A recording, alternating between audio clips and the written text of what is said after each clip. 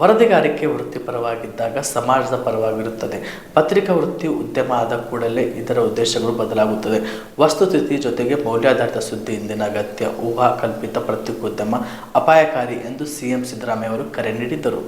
ಕಾರ್ಯನಿರತ ಪತ್ರಕರ್ತರ ಸಂಘ ತುಮಕೂರು ಸಿದ್ಧಾರ್ಥ ತಾಂತ್ರಿಕ ವಿಶ್ವವಿದ್ಯಾಲಯದಲ್ಲಿ ಆಯೋಜಿಸಿದ ರಾಜ್ಯ ಪತ್ರಕರ್ತರ 39ನೇ ರಾಜ್ಯ ಸಮ್ಮೇಳನವನ್ನು ಉದ್ಘಾಟಿಸಿ ಮಾತನಾಡಿದರು. ಸಂವಿಧಾನದ ಆಶಯಗಳನ್ನು ಈಡೇರಿಸುವುದೇ ಪತ್ರಿಕಾ ವೃತ್ತಿಯ ಕರ್ತವ್ಯ. ಧ್ವನಿ ಇಲ್ಲದವರ ಪರವಾಗಿ ವೃತ್ತಿ ಇದ್ದಾಗ ಸಮಾಜಕ್ಕೆ ಅನುಕೂಲ. ಸಮಾಜದಲ್ಲಿರುವ ಮೇಲು ಕೆಳಜಾತಿಗಳ ನಡುವಿನ ತಾರತಮ್ಯ ಮತ್ತು ಅಸಮಾನತೆ ಕೊನೆಯಾಗುವ ದಿಕ್ಕಿನಲ್ಲಿ ಕರ್ತವ್ಯ ನಿರ್ವಹಿಸಿ ಎಂದು ಕರೆ ನೀಡಿದರು.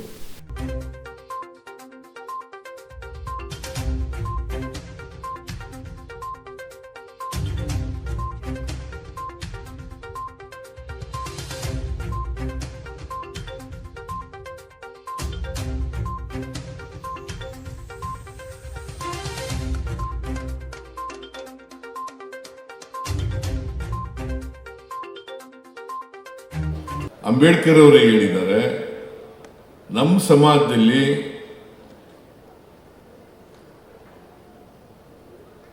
ಅಸಮಾನತೆ ಇದೆ.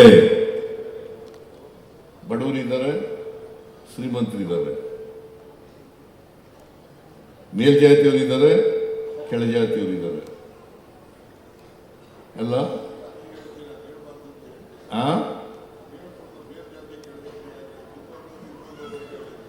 ಇಲ್ಲ, ನೀನು ಹೇಳಿದಾಗ ನಾ ಹೇಳಕ್ಕಾಗಲ್ಲ. ವಸ್ತು ಜಾತಿ ಅನ್ನೋದು ವಾಸ್ತವ. ನೀನು ಕೆಳಜಾತಿ ಅಂತಲ್ಲ, ವಾಸ್ತವವಾಗಿರೋ ವಿಚಾರ ಬಿಟ್ಟು ನೀವು ಮೇಲಾರ ಹೇಳಕ್ ಹೋದ್ರೆ ಅವೇನು ಆಗೋದಿಲ್ಲ ಸಮಾಜದಲ್ಲಿ. ಕೆಳಜಾತಿ ಮೇಲ್ಜಾತಿ ಅನ್ನೋದು ವಾಸ್ತವ. ನೋಡಪ್ಪ, ನೀನು ಚಿತ್ರವರ್ಣ ವ್ಯವಸ್ಥೆ ಒಂದ್ಸರಿ ಓದ್ಕೊ, ಮನುಸ್ಮೃತಿ ಓದ್ಕೊ, ಒಂದ್ಸರಿ ಇನ್ನೊಂದ್ಸರಿ ಓದ್ಕೊ. ಕೆಳಜಾತಿ ಆಯ್ತು, ನೀನು ಒಪ್ಕೊಳ್ಳದೆ ಹೋದ್ರೆ ಬಿಟ್ಬಿಡು.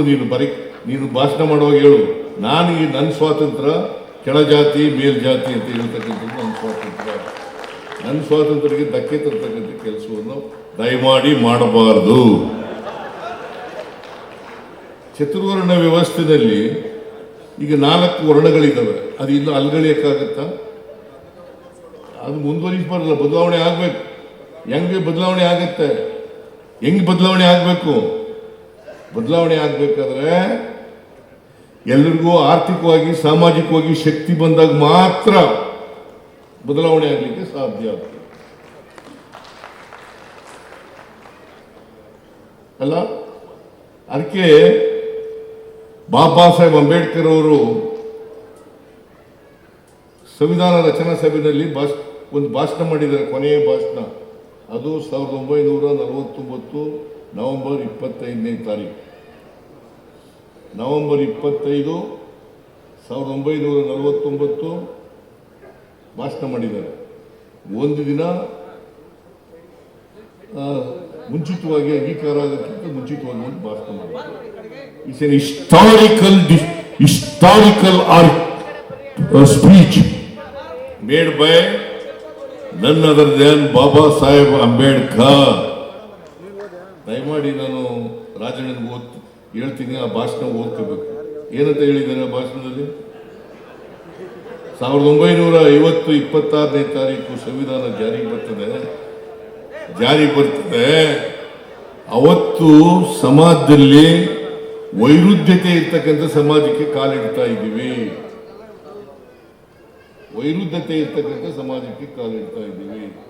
ಸಮಾಜದಲ್ಲಿ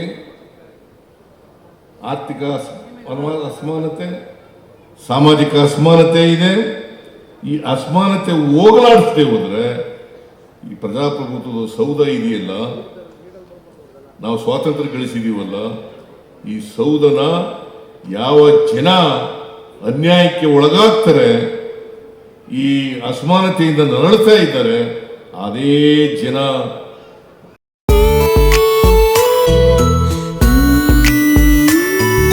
ಮನಸ್ಸನ್ನು ದೋಚುವ ಸಿರೆ ಚಂದವೋ, ಥಟ್ಟನೆ ಸೆಳೆಯುವ ಸಿರೆ ಅಂದವೋ, ಮೈಮನ ಕದಿಯುವ ಸಿರೆ ಖಜಾನೆಯೋ, ಬಯಸಿದ್ದು ಸಿಗುವಂಥ ಸಿರೆ ಸ್ವರ್ಗವೋ, ಮದುವೆಯ